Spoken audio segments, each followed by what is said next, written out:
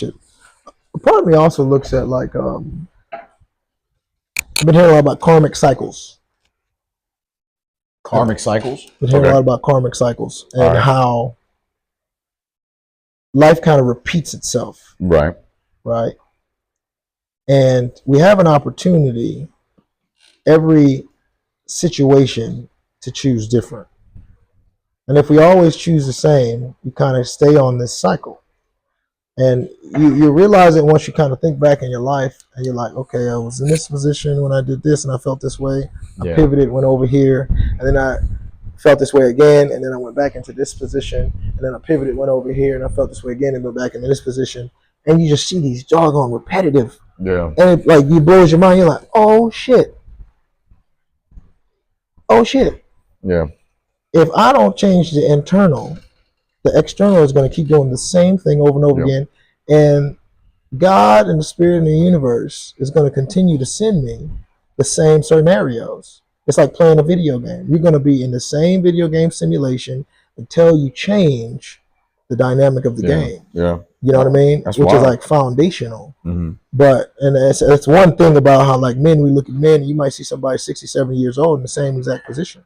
And I think we can look back and see those cyclical moments where we were prompted again with something similar, chose the same, then went on the same course of 5 years, had opportunity, we pivot. We learn, we pivot, we grow.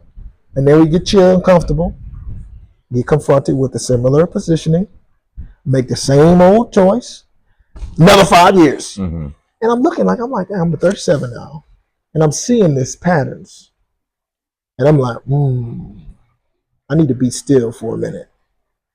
Because before I choose the same shit and go down another 5, 10 years to learn another lesson, to have this type of opportunity to pivot in 10 years or 5 years, I need to pause. And so sometimes I think it's good to pause. Yeah. You know, it's good to pause and just be still, be quiet, and let the chips settle so you can clearly see what move to make. Because sometimes I think when the fog and the dust settles, then we can see a different path. Yeah. Versus like we only see this path.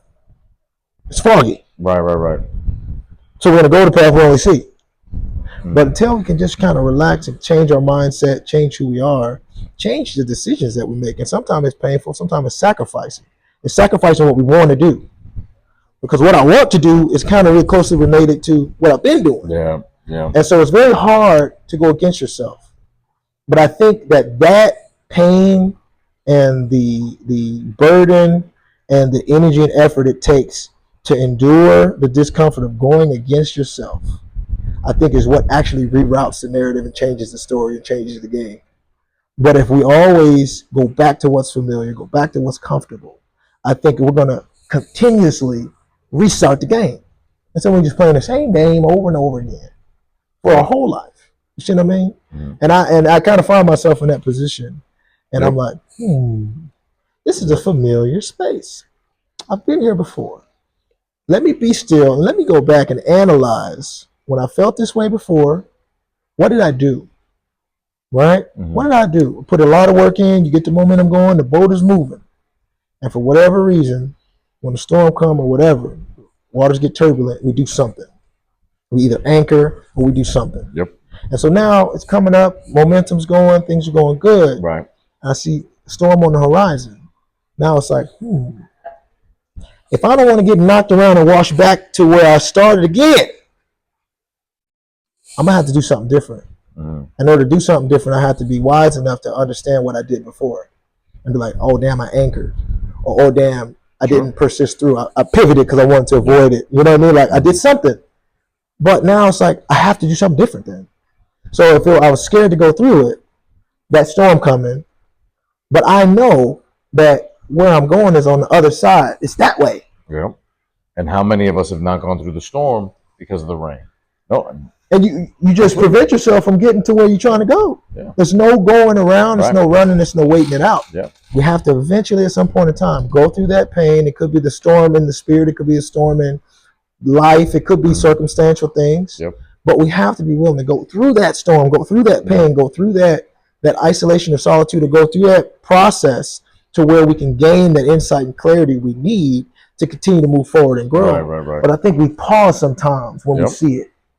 And it's like facing ourselves. Mm-hmm. And we can almost flip it in the perspective of facing who we're becoming. Sure. Right? And it seems like a storm. We're killing that old version of ourselves. I mean, look, if you want to get even deeper, actually, and Tate said it one of the other day when he was doing something, it's like, you really have to kill that old version of yourself. And if that version of yourself hesitated, if that version of yourself hesitation is a good word. Right? If they paused, if they hesitated to go through that storm, it's the old metaphor that they use about buffalo. You familiar with this in buffalo and bison? When there's a storm coming, they run into the storm, right? Because it's quicker. So they're in the storm for less time. But cows, on the other hand, they start running away from the storm. So this is what happens. And they're running with the storm, getting there and they end up running with it. Roll out the whole time. The storm, you might think you're running faster than the storm, you're not. The storm's catching up, you're moving. Now what ends up happening is that you stay in the storm longer because now you're moving with the storm, right? So how many of us are guilty of that? Right? I know I'm guilty of it. How many storms did we not charge into with that metaphor of saying, no, the faster you charge into the storm, the quicker you're going to get out on the other side. So that's point one to what you were saying. So point one is going to be charging into the storm. Where have we paused, or where have we got the bad habit? Because that's another way that I think people can work towards, and I know that that's what I do personally, is that if you think of habit or characteristic, if there's a characteristic that you believe is who you are, you're not going to change that, right? If you're a hesitant person, if you're a timid person, if you're a this person, for sure, you've now identified with that characteristic, which means there's no changing it. Right. But at the same time, if you can just reframe it in your mind to say, I have the habit of, I have the habit of, and if you can do that, habits can be changed. So that's point number two, right? Where you can say, all right, when can you identify the habit that's causing you from charging into the storm, right? So that's two. And then number three is the idea of watching the film, right? Watching the film, being able to go back to the patterns. Yep. That, because you had mentioned like, hey, it's like going to the video game. And, yeah. Sometimes like any people out there that are our era, like if you grew up on, let's say, original Super Mario Brothers or Mario Kart, what ends up happening when you die at the end? You end up having to go through those levels again. Right. And again. Right. Remember Street Fighter? It's like you got to beat all the people to even get to the opportunity to fight the big boss. And then you lose, but you still got to go back to the beginning. And do it again. But now, each time, you should be beating those other opponents easier. Right? Because they're like, all right, I got it. Blanca, the big green guy, is going to do this. And Ryu, Hadouken, or whatever it is. That's what they're going to do. So now I have the proper skills that I need to be able to defeat those versions of myself. If you want to get real deep with that shit, if you think of Street Fighter as just different versions of yourself that you have to kill in order to get to the big boss, so that you beat the big boss, which then makes you the big boss. Right. So maybe there's a metaphor there. Maybe there's a metaphor of Street Fighter is actually you beating versions of yourself to get to the version of yourself, the final version of yourself, that you can beat and then be at the top of the mountain. Man, you see what I mean? That's bad. And what was that third point you said? Patterns. Patterns. So it's how do we identify the patterns that we continue to go through, that we loop, and a lot of that has to do with the habits that we have, and the conditioning that we had on how to deal with certain situations. Right? If we've dealt with situations in the past certain ways, then it can be a habit to be able to handle those situations the same way. So then we need to be able to take a look, reflect. Right, that's why I love this word reflection. Right, for sure. And because now the more woo-woo we get, it's like, well, the life only mirrors what you are. Right. Right. Whenever anyone pushes my buttons or gets under my skin, the first thing I think now is, where am I doing that to other people? Right, because it's being reflected to me, so I'm clearly doing that somewhere else. Right. So that's then point number 4, and then point number 5 is going to be around the word karma. Right, because you started the conversation thinking about like the karmic loop. Yep. Right, and I've started to frame it a little differently in my mind, as karma not being someone getting what they're owed, and more karma Getting what you of give. of a person being in that vibration and attracting what is owed to them. Right? Because it had me thinking, if there's a person that does someone wrong and has zero remorse for what they did, they're not projecting an energy of guilt and shame into the world. For sure. So they're not going to get that in return. For sure. They're just going to walk around like, if your dog shits on the carpet and he doesn't know he did anything wrong, he's just walking around like, I'm chilling. He doesn't know that what he did was wrong. He's almost exempt. So I've come to this hypothesis that karma is just you being in a state of guilt or shame for what you did, which then ends up attracting that same energy at you. So that's what the power of forgiveness is so powerful. Because if you can forgive yourself for the things that you've done in the past, you're actually getting off that karmic loop. Because the way to get off the karmic loop is to forgive yourself. And if you can release that guilt and shame, now you're not being attracted to the behavior, or now that behavior is not being attracted to you because you're not embodying that vibration anymore. So the key to getting off the karmic loop, maybe, just a thought, to getting off the karmic loop is self-forgiveness. Because then what that does is, when you forgive yourself for past indiscretions, and you really think that, and I think that's why this is such a staple of so many religions. If you really can go, right, I was raised Catholic. If you can go every Sunday and sit in a box and ask for forgiveness, and you're given a directive to say that, what ends up happening is that you release that guilt, you release that shame for your indiscretions, which then allows you to live and try to avoid those karmic loops. So to your first point, with this idea of karmic loops that we find ourselves in, could the answer be self-forgiveness? Because what that will do is that can then release that guilt, release that shame, release that sense of having done something wrong. Because then all of a sudden, what a coincidence, those bad things start to find us because we have that energy of having done something wrong. So, I like that perspective. You know what I mean? Yeah, that's it. So I wanted to kind of like, so you want to get off the karmic loop, reflect, look at the patterns you've done in the past, identify the patterns that you've done in the past, figure out what habits you want to adjust to avoid those patterns again. Forgive yourself for making the decisions you made with the information you had at the time. Get more information to make better decisions, and act on that information as you get it. That's it's powerful the way that you frame that. It's powerful the way that you framed it, and it's so much I have to figure out a starting point. But do you see what I'm saying? Like, it's what you were saying. I said, let me see how I can bring all that into one point. Forgiveness. And they walk people through this when it comes to, in regards to healing. And so with healing, a lot of times they'll take people through traumatic experiences. And they're specifically taking them through them traumatic experiences. First thing you got to do is forgive yourself. For them to get over the pain of facing it. Because once somebody can hold your hand and walk you into those shadows, walk you down the alleyway, walk you where all your lions, tigers, and bears and your skeletons are. Once somebody can hold your hand and walk you down there, you don't feel alone. You have a way to express and communicate and get it off your chest. Somebody can hear it, give you good constructive feedback. Once they can guide you down that pathway, now you can see it subjectively. Now it's on the table. Now they can talk to you and walk you through how to release those things. Right.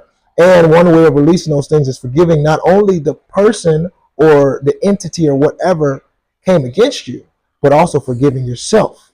And they almost say you may not ever get the feeling of vindication or feeling of freedom from the entity or the person. Yeah. Right? So you have to almost start with forgiving yourself and then giving grace to release it. Because if we do not release it and get it out of our mind, because they say, well, why? It happened. Like, I should be able to think about that and feel what I feel. That's fine. You should be able to feel what you feel.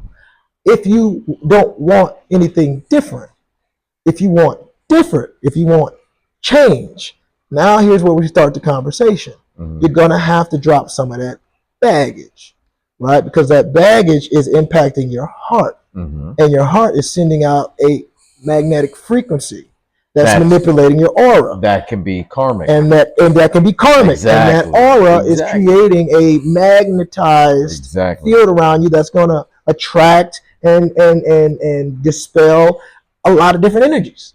And so if you're maintaining this energy that you're feeling from either guilt, shame, insecurity, fear, it's creating a color. Correct. And you're going to continue to karmically attract those things Exactly. in tune to that color. So how do you get off the karmic loop? We said that one thing: Self-forgiveness. self-forgiveness, reflection, and then also growth. You said something so important. You're talking about the game bosses, and it made me think about a perspective on game bosses. Each level you increase, the intensity and the skill set that's required increases as well. Mhm.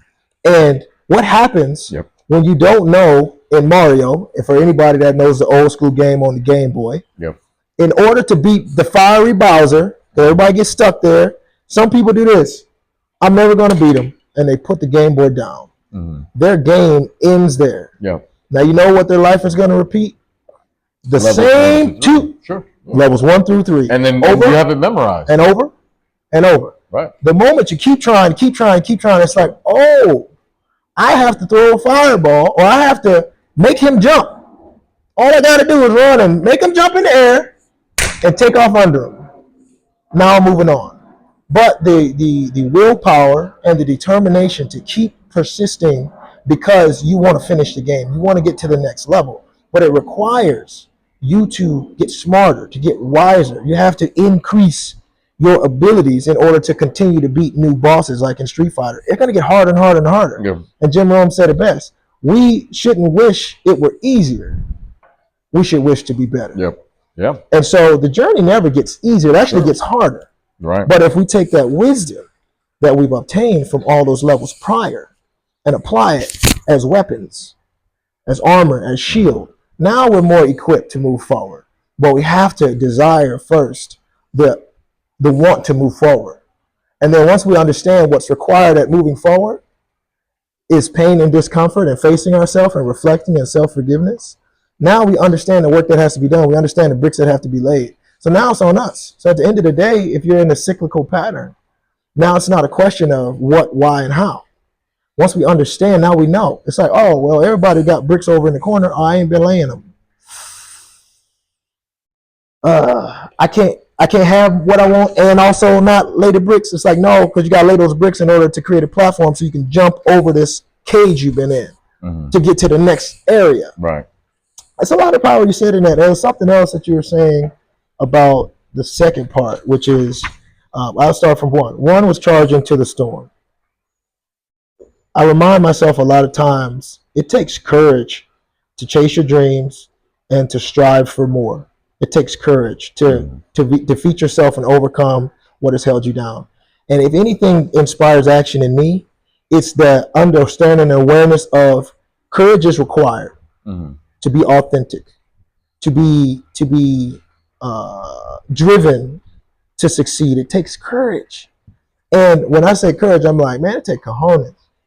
Yeah, it takes cojones, right, to actually step out and stand strong, right? Yep. It takes courage. You have to have a strength in you to say, no, I'm going to charge through the storm. And not only am I going to charge through, I'm going to make it, right? Because I'm strong enough. It takes a courage. A fear makes you retreat. A fear makes you wait. A fear makes you run away. Courage is like, nah, let me hurry up and get through as quickly as I can. To the identity part, I was like, man, whatever you identify with probably determines your behavior. Now, once the behavior is determined, we have to understand that they're developed through the habits that we have. And so if we identify as a certain person, we're generally it's going to come associated with certain habits. Those habits are going to turn into a behavior. And then that just kind of dictates who we are. You see what I mean? And that's strong. The third thing is patterns, habits, and conditioning. And I'm like, okay, so them habits then turn into a condition.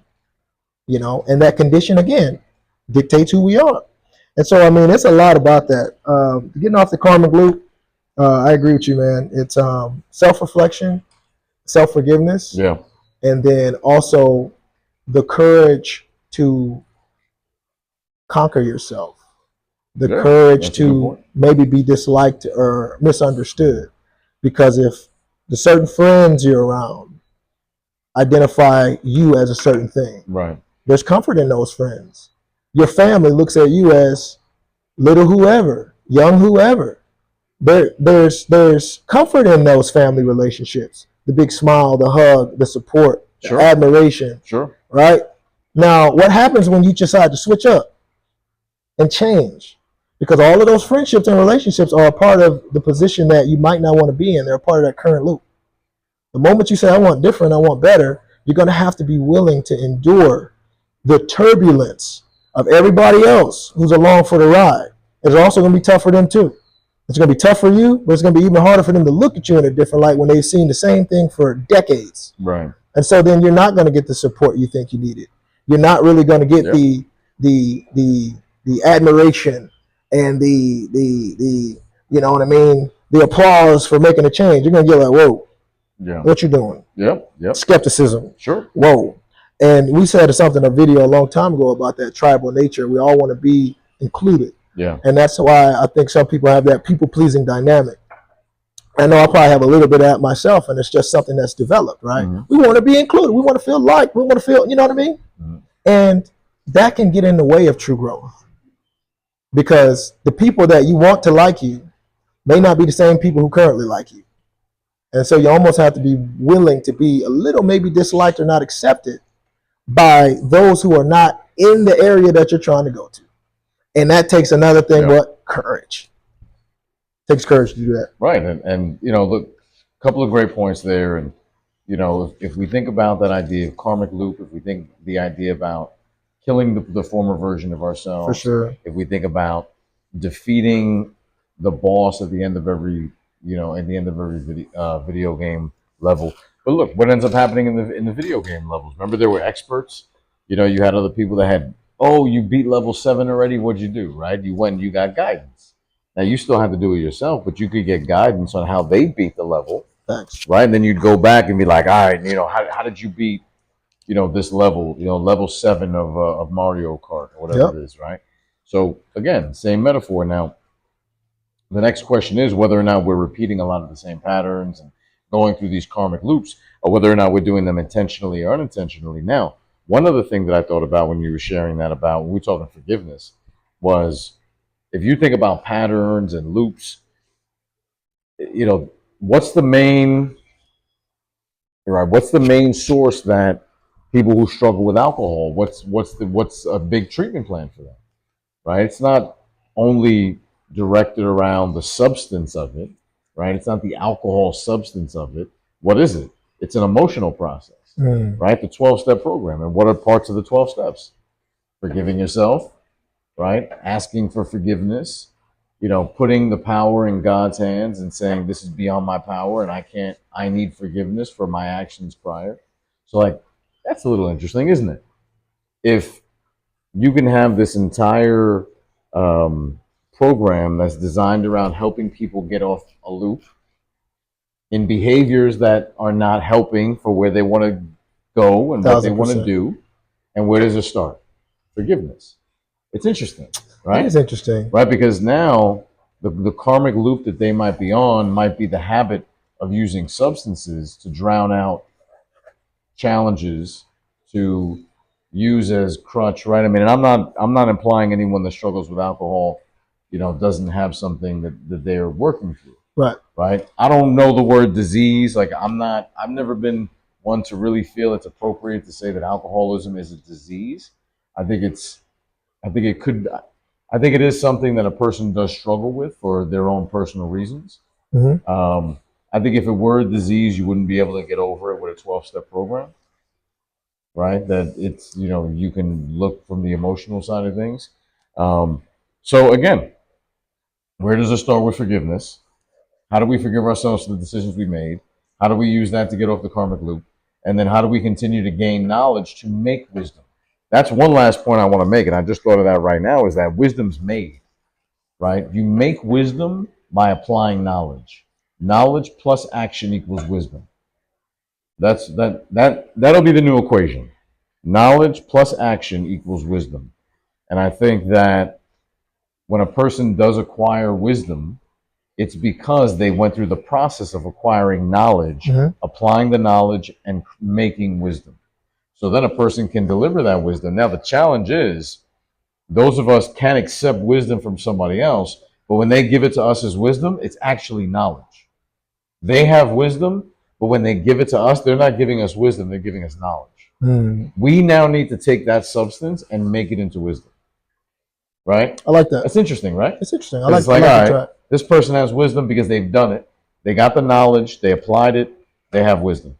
They're giving us wisdom, but I haven't applied it. So to me, it's actually knowledge. So when we get wisdom from somebody else, it's actually in the form of knowledge. When we apply that knowledge, we can then bake it into wisdom. They I could like just that. give us the dough. Right. They're going to give us the dough, but now we need to bake it into wisdom. And every time we hand out and give out that wisdom, we're actually just giving out knowledge, not wisdom. But a person can take that knowledge, apply that knowledge, and now they can have wisdom at the end. And I am 1000% guilty of this in gaining knowledge in so many things, in so many areas, Mhm. in so many fields, but not applying it promptly, not charging into the storm, and then thinking that it's somehow I have wisdom. And I've been extremely guilty of this, and I can observe it as a pattern, as a bad habit, and to be able to say, huh, that's interesting. How do I go into the habit now of getting a piece of knowledge, applying it immediately to developing wisdom? That's now the new habit that I want to impose, right? So this kind of brings the whole conversation around where it's like, okay, karmic loop, you know, patterns of behavior, wisdom, applied knowledge. What do I need to do? Okay. Biggest takeaway I'm going to get from this conversation is where am I gaining knowledge, not applying it immediately, running through the storm to make it into wisdom? And I like this different angle we're taking right now. Wisdom is made. Wisdom is made. Wisdom is made. Right? It's interesting. Yeah. It's like, no. Wisdom is made. Well, what do you mean? Knowledge can be acquired, but wisdom is made. And be like, It takes another step. yeah. Just Right. having the knowledge doesn't mean Right. that you're wiser. Oh, like a person can You know more. gain the knowledge of physicality, can gain the knowledge of building muscle, could gain the knowledge of, right, taking care of their body and possessing a certain physicality, but until they apply it, they don't have that wisdom. They just have the knowledge around it. That's why I say wisdom is power. Yeah, well, you know, wisdom is power, and wisdom is made. And I like this angle, and I haven't heard anyone use it before. Wisdom is made. Wisdom is made. Make some wisdom. Make some wisdom. Like, what do you mean make wisdom? All right, well, go get some knowledge, cook it up, wisdom. And apply it. And apply it. Because, and that, you know, and it's all related. And that's the cool thing about, you know, talking about like the karmic loop and the cycles of life and everything. Because you have to apply the knowledge that you obtain from the experiences that we go through. In order to do that, you have to reflect on the experiences that you went through. Mm-hmm.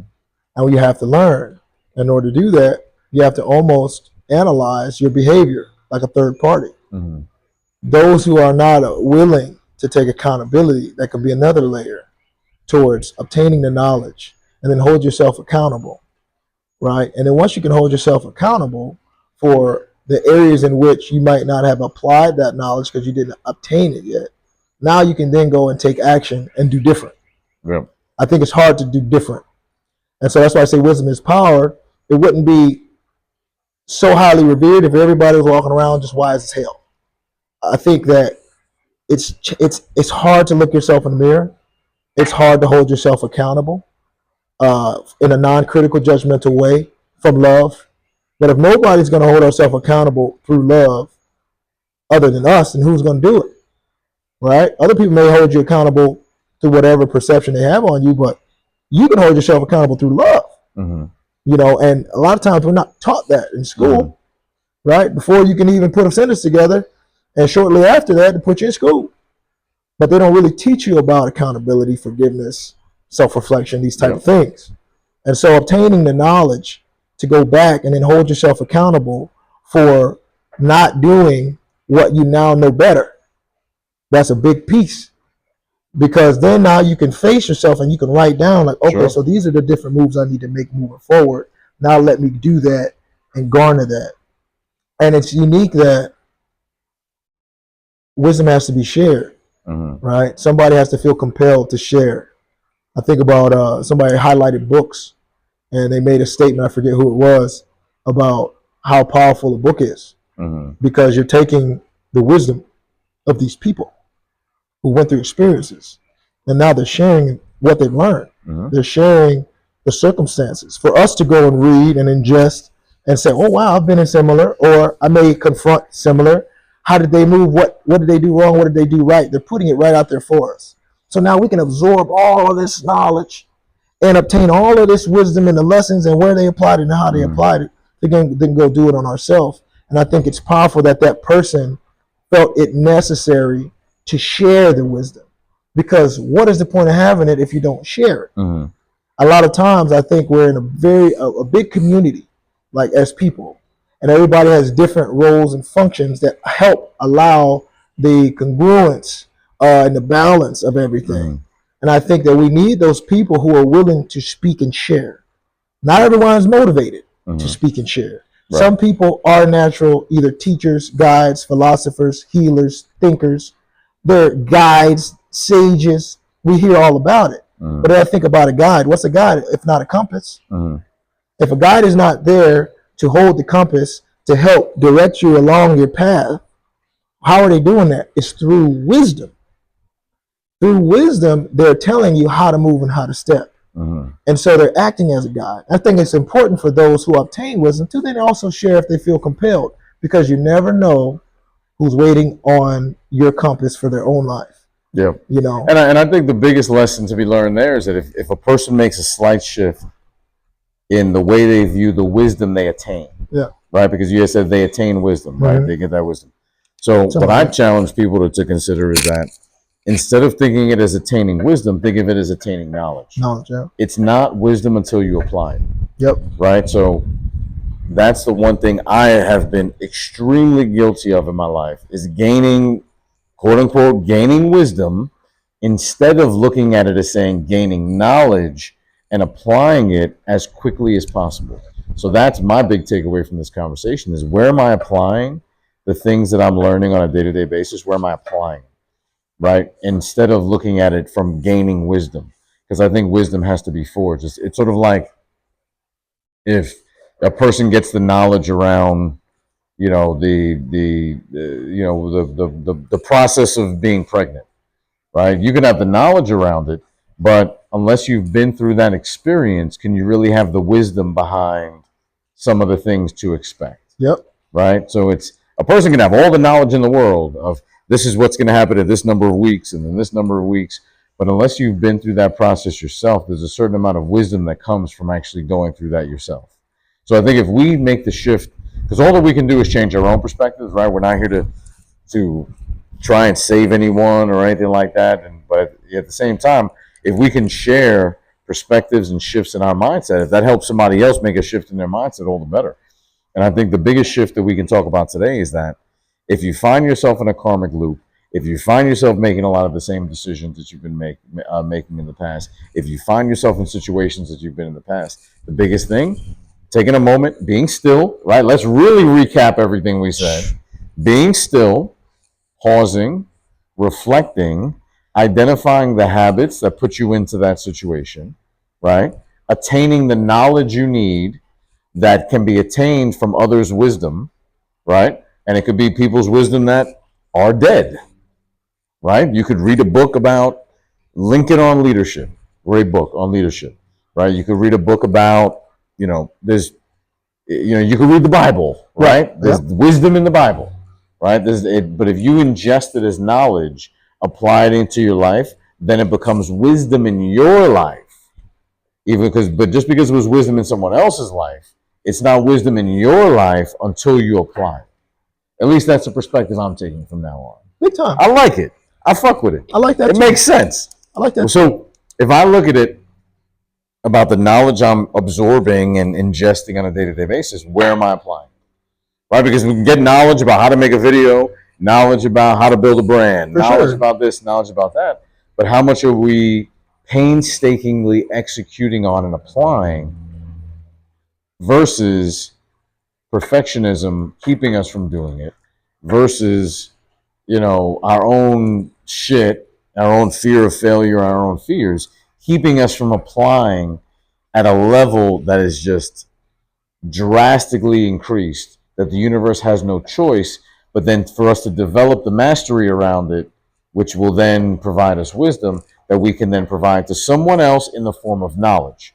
So I think if we make the little shift in our mind of apply, what did I learn? How do I apply it as soon as possible? And I think that's a powerful shift in getting off the karmic loops and getting us out of the situations that we've been in the past and getting us off the treadmills that we've been in the past. Because if we claim to have gained wisdom, but in fact we gained knowledge, but we didn't apply it, then it's not really wisdom. It's just, it's a cheap dopamine hit. And I'm guilty of this. It's a cheap dopamine hit of what we think we know, the wisdom we've gained. But unless we view it as gaining knowledge and applying it, we can't make it wisdom ourselves. I really like that model. I do too. Like, I didn't even think of that till right now, but it's this idea of making wisdom. It's a great talk track, and I agree with everything you said. There's one other word that we threw out there that I want to revisit that you said, which is hesitation. Yep. All right, and I drew this diagram. Take a look at that right there. And so what we'll do is I drew this hesitation, and I think hesitation we can use as a signal, as a siren, as an alarm, right? The buzzer. Right? We're trucking along through comfort and familiarity. And then when we're reached at a point to where now it's the time to apply that knowledge and go in a different direction, I think we hesitate. And so if people want to try to understand the feeling of the moment, at least it's the way I'm taking it, if I want to understand the feeling of the moment when I'm being prompted at the crossroad of growth and newness or familiarity and comfort, how do we know? How can we discern when that moment is? And I think it comes from a hesitation in the spirit.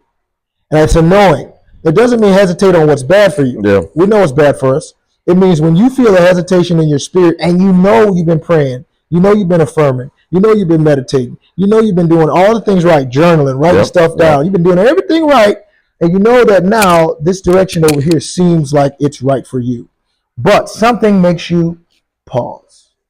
And I think we do all the work and we feel amazing until we get to that pause point. Tell it's time to jump, right? Tell Ernest to tell you, you got to jump. And I think what is symbolized by the moment where you're standing over the cliff before the jump is hesitation. It's uncertainty. It's the fear of removing the comfort veil that we have just enjoyed for so long. And we'll even identify with negative components of ourselves and it will become comfortable. It's even hard to change negative things that did not enhance our world. It's hard to even change that because it becomes a part of us. Right. It's almost like removing a part of us. I think that hesitation, standing at the cliff, I almost see it as you have two different things. You have your old self with a string pulling you like this, pulling you back. Like, are you sure? I think the old self says, are you sure? Because you got to give that old self up. You want to leave all this? Yep. Are you sure? You want to leave these behaviors? Yep. You want to leave these habits? You want to change where you go, change how you move? You want to change your identity? You want to change how you show up? You want to change your energy and your thought process? Are you sure? Yep. I don't think it says don't. I think it just asks that question. Are you sure? Are you sure? And if everyone asked us before we made every decision, are you sure? I think we'd hesitate a lot more often. Because that question makes you think like, well, am I? Now we're negotiating. That old self has a string on us. Are you sure that's what you want to do? And I think the new self is saying, yes, I am. It's answering that question with certainty. This is exactly what I came here to do. Boom, jump, fly. Yep. I think the hesitation says, I don't know. Yeah, that's a great point. We stand there like, I don't know if I'm sure. There's no confidence. There's no courage. I don't know. Because we don't know. Because that's the unknown. and there's a fear associated with that. And so I think there's a time limit that we have to make our mind up. It's a shot clock. Mm-hmm. We don't have an endless amount of time before that karmic loop window is closed and you back, Jack. Yep. I think we create through behaviors and patterns and applying knowledge to get this wisdom, we create the opportunity to jump. Mm-hmm. We put ourselves in a position through all this hard work to create the opportunity to step into newness and the unknown and the unfamiliar. I think that it's a shot clock though. You might have a couple weeks, a couple months, a couple years. You got a window of time to make that decision. Yep. You don't have forever. You don't have a lifetime. I think it's important to know that. You have a window of time to say, yes, I am certain. I didn't do all this hard work. I didn't come all this way just to go back. I've done that before, and I've seen what happened. If I stand here too long at the doggone free throw line, the buzzer's going to go off. The other team has the ball. No points are on the board. Yep. If I hold and dribble this ball too long, the buzzer's going to go off. They're going to take the ball from me. My opportunity is missed. If we hesitate too long, the window's going to close, and we're going to go back to the beginning of the game to repeat the same levels on that cycle. That's powerful, man. I think that's absolutely powerful. That's powerful. powerful. Looking at the shot clock and how many of us are hesitating holding the ball. Yeah. And how many of us are focusing on our dribbling skills? Oh yeah. Because we don't want to shoot the ball. So no, I'm with you 1,000%, man. I'm with you 1,000%. And I think if we can reflect and we can discern, if we can gain the knowledge on how to play the game, but we got to shoot the ball more. You got to shoot. So I'm with you 1,000%. I'm with you. You got to shoot. You good? That was a good one.